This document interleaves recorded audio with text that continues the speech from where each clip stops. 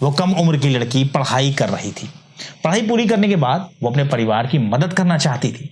वो चाहती थी कि उसकी कमाई से उसके माता पिता अच्छी जिंदगी जिए।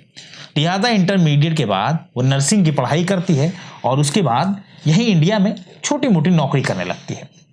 लेकिन उसके सपने तो आसमान में उड़ने के थे। इसी बीच उसे पता चलता है कि गल्फ कंट्रीज यानी सऊदी, दुबई, यमन और इस तरह कई कंट्रीज हैं, मुस्लिम कंट्रीज को गल्फ कंट्रीज कहा जाता है। गल्फ कंट्रीज में सैलरी बहुत अच्छी मिलती है और उसे वहाँ काम भी जल्दी मिल जाएगा। लिहाजा उसने यमन को चुना और वो यमन चली गई। यमन में वो काम करने लगी और कुछ वक्त में ही उस लड़की ने अपना हॉस्पिटल भी शुरू कर दिया। हॉस्पिटल दिन दूनी रात चौगुनी तरक्की कर रहा था। उस लड़की की मुलाकात यमन के ही एक नागरिक तलाल अब्दो मेहदी से होती है। सब कुछ ठीक ठाक चल रहा था, लेकिन मुकद्दर को तो कुछ और ही मंजूर था। लिहाजा एक दिन यमन की पुलिस ने उस लड़की को गिरफ्तार कर लिया और फिर उसे यमन के राष्ट्रपति रशद अल अलीमी की तरफ से सजाए मौत सुना दी गई। और सबसे चौंकाने वाली बात तो यह है, उस भारतीय लड़की को यमन में फांसी दी जाएगी। एक पल में यमन उस लड़की के लिए जहन्नुम बन गया। उसका बना बनाया पूरा कारोबार खत्म हो गया और अब वो यमन की नज़र में सबसे बड़ी गुनहगार है। दोस्तों, इस खबर में आप कमेंट करके ज़रूर बताइएगा कि आखिर इस लड़की को कैसे बचाया जा सकता है और आखिर कैसे उसके परिवार की मदद की जा सकती है। हम कोशिश करेंगे कि आपकी राय अपने अगले शो में ज़रूर शामिल करें। नमस्कार, आदाब, सत श्री अकाल। मैं हूं मोहम्मद आसिफ दुलार। आप देखना शुरू कर चुके हैं हमारी खास पेशकश केस डायरी विद आसिफ दुलार। ये मामला केरल का है, जहां पलक्कड़ जिले के कोलगोंड एक इलाका पड़ता है। यहाँ रहने वाली निमिषा प्रिया नर्स की पढ़ाई करने के बाद यमन चली जाती हैं।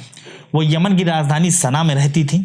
चूंकि निमिषा प्रिया ने नर्स की पढ़ाई की थी, लिहाजा साल 2008 में जब वो यमन पहुंची तो उन्हें वहाँ एक अस्पताल में नर्स की नौकरी मिल गई। वो बहुत खुश थी। वो यमन से अपनी कमाई का कुछ हिस्सा अपने खर्च के लिए रखती और बाकी अपने माता पिता के पास भेज देती थी। इसी बीच उसकी मुलाकात यमन के रहने वाले तलाल अब्दो मेहदी से होती है। तलाल अब्दो मेहदी यमन का नागरिक था और उससे ही निमिषा की दोस्ती हो जाती है। तलाल अब्दो मेहदी अक्सर उस क्लिनिक में आता जाता था जहां निमिषा काम करती थी। दोस्तों, इस तलाल अब्दो मेहदी का नाम आप याद रखिएगा, क्योंकि सारा खेल इसी आदमी का रचा हुआ है। खैर, साल 2010 में निमिषा इंडिया वापस लौट आती हैं और परिवार की रजामंदी से वो केरल के ही रहने वाले टॉमी थॉमस से शादी कर लेती हैं। वो केरल में ही फिर रहने लगती हैं और ऐसा बताया जाता है केरल के ही किसी अस्पताल में निमिषा नौकरी भी करने लगती है और उसका पति ऐसे छोटे मोटे कामकाज करके जैसे तैसे अपना खर्च चलाता था। दोनों की जिंदगी आराम से चल रही थी, लेकिन उनकी माली हालत ठीक नहीं थी। जैसे तैसे जिंदगी की गाड़ी इंडिया में घिस घिस कर चल रही थी। इसी बीच टॉमी थॉमस और निमिषा की एक बेटी भी हो जाती है। बेटी होने के बाद निमिषा को उसके बेहतर भविष्य और परवरिश की चिंता सताने लगती है। लिहाजा वो अपने पति टॉमी से कहती है कि यहाँ इंडिया में उनका काम ठीक नहीं चल रहा है। लिहाजा हम एक काम करते हैं कि हम लोग यमन चलते हैं और वहाँ रहकर काम करेंगे और उससे जो है अच्छे से हमारा खर्च भी चलेगा। मैं वहाँ पहले भी नौकरी करती थी, फिर से जाकर वहाँ नौकरी कर लूँगी और तुम भी कोई नौकरी कर लेना, वहाँ पर कोई कामकाज कर लेना। वहाँ सैलरी भी अच्छी मिलती है। लिहाजा बेटी की परवरिश भी अच्छी होगी और हमारी आर्थिक तंगी भी दूर हो जाएगी। पहले तो टॉमी ने इनकार कर दिया इस बात से, लेकिन निमिषा के बार बार रिक्वेस्ट करने पर वो भी तैयार हो जाता है। वो दोनों जाने की तैयारी शुरू कर देते हैं और यमन की राजधानी सना चले जाते हैं। लेकिन वहाँ उनकी माली हालत ठीक नहीं होती, यानी उनकी आर्थिक स्थिति जो थी वो और ज़्यादा ख़राब हो जाती है। इसलिए कुछ वक्त के बाद टॉमी थॉमस अपनी बेटी को लेकर इंडिया वापस आ जाता है और निमिषा यमन में ही रहकर काम करने लगती है। साल 2014 में यमन में गृह युद्ध छिड़ जाता है। विद्रोहियों ने वहां की सरकार के खिलाफ सड़कों पर प्रदर्शन शुरू कर दिया और कई लोगों की हत्याएं की गई। हालात बिगड़ चुके थे, हर तरफ खूनरेजी हो रही थी। लिहाजा यमन जाने वाली सभी फ्लाइटों को कैंसिल किया जाने लगा और भारत की सरकार ने यमन का वीज़ा देना बंद कर दिया। अब निमिषा तो यमन में थी, लेकिन उसकी बेटी और पति टॉमी थॉमस इंडिया में ही रह गए। उस वक्त गृह युद्ध के बावजूद अस्पताल और स्कूल सभी सुरक्षित थे। लिहाजा निमिषा का काम ठीक ठाक चल रहा था। निमिषा जानती थी कि अब नौकरी करने से उसका काम नहीं चलेगा। लेकिन वो चाहकर भी ना तो अपना अस्पताल खोल सकती थी और ना ही क्लिनिक खोल सकती थी, क्योंकि वो ना तो डॉक्टर थी और ना ही यमन की नागरिक। दरअसल यमन का कानून है कि अगर आप किसी दूसरे देश से ताल्लुक रखते हैं और यमन में अपना कोई काम शुरू करना चाहते हैं, यानी आप कोई बिजनेस करना चाहते हैं, तो आपको उसमें यमन के ही किसी नागरिक को पार्टनर बनाना होगा और कारोबार का कागजी मालिक वो ही यमनी नागरिक रहेगा, ताकि उनके देश के लोगों के अधिकार सुरक्षित रहे। इस कानून की वजह से निमिषा एक बार फिर मुसीबत में फंस गई। इसी दौरान उसकी मुलाकात उसी तलाल अब्दो मेहदी से होती है जो साल 2010 में उसके क्लिनिक पर आया जाया करता था। तलाल अब्दो मेहदी से मिलते ही निमिषा को आइडिया आ गया और निमिषा ने तलाल अब्दो मेहदी से कहा कि क्यों ना हम लोग मिलकर अपना एक क्लिनिक या नर्सिंग होम खोल देते हैं, जिसे हम दोनों मिलकर काम करेंगे और जो कमाई होगी उसको आपस में बांट लेंगे। निमिषा की बात सुनते ही तलाल कहता है कि निमिषा, मैं खुद पिछले कई दिनों से यही सोच रहा था, लेकिन मुझे काम नहीं आता और कोई भरोसेमंद इंसान मुझे मिल नहीं रहा था, लिहाजा मेरा यह काम शुरू नहीं हो पाया। खैर, अब तुम भी ये चाहती हो तो बेशक हम दोनों मिलकर पार्टनरशिप में एक छोटा सा अस्पताल शुरू कर देते हैं और जैसे जैसे पैसा आएगा सारा खर्च निकालने के बाद अस्पताल को बड़ा कर लिया जाएगा। इससे हम दोनों की आमदनी भी बढ़ जाएगी।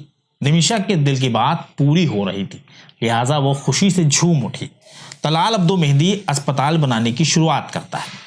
कुछ वक्त में अस्पताल बनकर तैयार भी हो जाता है। तलाल अस्पताल का मैनेजमेंट देखता था और निमिषा वहां का सारा काम संभालती थी। सारे मरीजों का इलाज, उनकी देखभाल, उनकी दवाएं, सारी जिम्मेदारी निमिषा की थी। निमिषा पूरी लगन के साथ काम कर रही थी और उनका अस्पताल कुछ वक्त में ही कामयाब भी हो जाता है। वहां मरीजों की लाइन लगने लगती है और आमदनी भी उम्मीद से ज्यादा बढ़ गई। इस बीच निमिषा इंडिया में लगातार अपने पति और माता पिता से बात भी करती थी, क्योंकि वो अपनी बेटी और पति को बहुत चाहती थी। उसने अपने पति टॉमी से कहा कि जैसे ही यमन के हालात ठीक होंगे वो उसे और बेटी को यमन अपने पास बुला लेगी और फिर सब लोग साथ में आराम से यहीं रहेंगे।